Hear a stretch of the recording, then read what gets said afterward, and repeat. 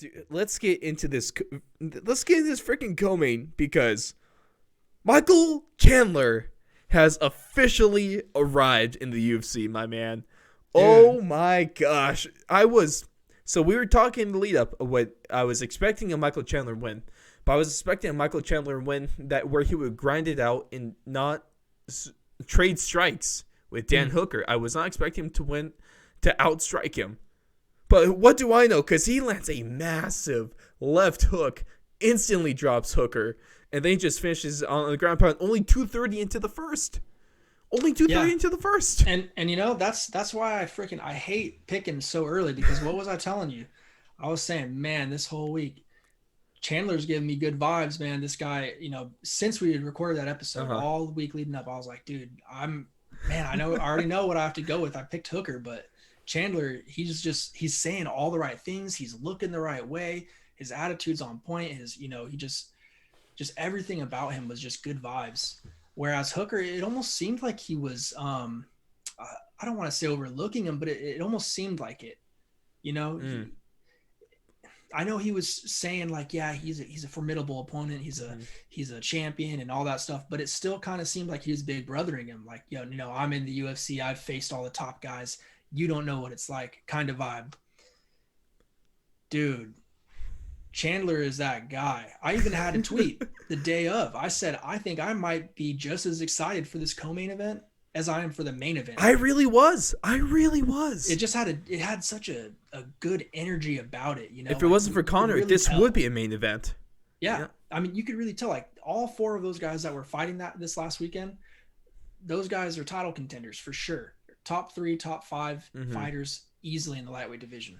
So, I mean, it was phenomenal to go out there and see which guys showed up and performed the best on that night. And Chandler, man, he took it to Dan. Like, he really didn't let he pushed Dan the pace, man. Get a chance, So that was crazy. It seemed like Dan never really got a chance to let off, and Chandler didn't let him get that chance. It's that wrestler kind of action, right, where he's just constantly pushing the pace and not giving you a second to breathe.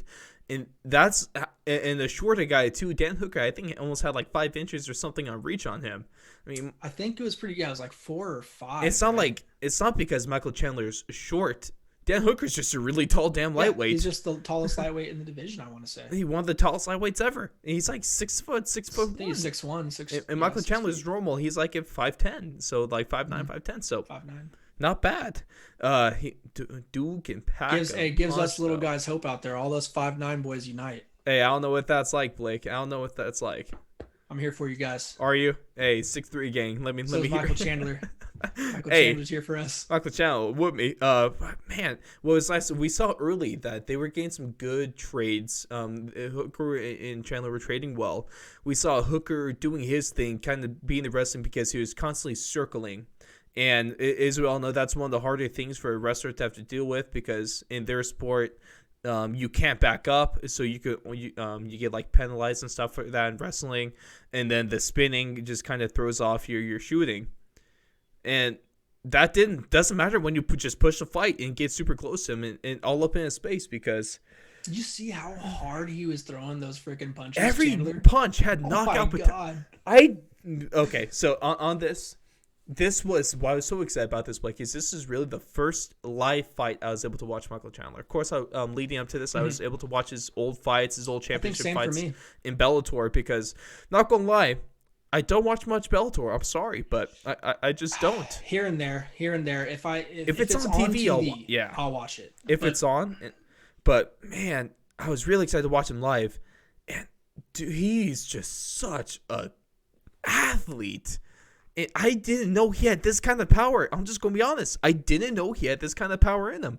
I didn't know he was able to, like, just one punch and just put people out with one shot. And that's what he did to Dan.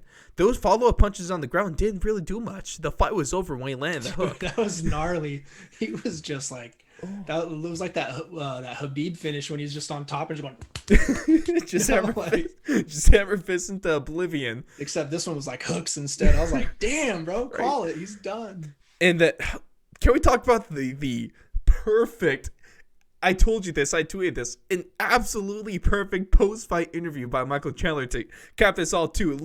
Taking a little bit about Ric Flair's playbook. His kind of promo skills, and with a tear in my eye, Blake. With a tear in my eye, this is the greatest moment of my professional career. And then he goes out and calls out Conor McGregor and Khabib. So, of course, the Conor call-out didn't work. And of course, well, it still might. It still might. We'll talk about that. The Poirier call-out ain't working. Poirier call-out ain't working. And then the Khabib fight, that's not working. Khabib's done. Luckily, I'm happy about that, as I've expressed in the other shows. But, dude, he goes out and he kills it. And I saw this. Also, shout out to the GOAT, John Anik, replying to my tweet on Twitter about this. But he put out something about Michael Chandler. And then I said, and it's true, every time I've seen Michael Chandler on my TV, I've liked him more and more and more. This guy just is a fun guy to talk to or to listen to, fun guy to watch. There's a lot of hate for him. I believe the hate was just because he is a Bellator guy. I really do think that. But yeah, I don't get that. I'm a huge fan of Michael Chandler now. It took me a week. I am all for Michael Chandler. He's one of my favorite fighters right now. I'm okay with saying that. Not disrespectful. You can tell he puts maximum effort in there. Yeah. Shows up. He makes weight. He freaking doesn't complain. He says all the right things. I mean, he does all the media obligations. The dude's a professional. I mean, he had a perfect freaking first, a perfect debut, really. Like everything leading up, everything afterwards, everything's been pretty much perfect. And I can't wait. I tell you what, I cannot wait for his next fight. I cannot wait for them to say who the hell he's going to be fighting next. And we'll speculate on that because we got a couple names in mind that would be just about perfect. And Michael Chandler, I mean, I swear, he might have had, this is up there for the greatest UFC debut of all time. This is well up there because there's a lot of guys that have good debuts. A lot of people win in their debuts. But not a lot of people have this perfect of a debut all the way around, from lead up to performance to post-fight to post-fight promo to post-fight interview to post-fight press conference. Well, and keep in mind, too, the level that he came in and fought. Dan he was getting thrown into the sharks right away Yes. because he's a champion coming over from Bellator. And, UFC doesn't want him coming over and beating up their guys. So, obviously, they're going to give him a tough challenge at first.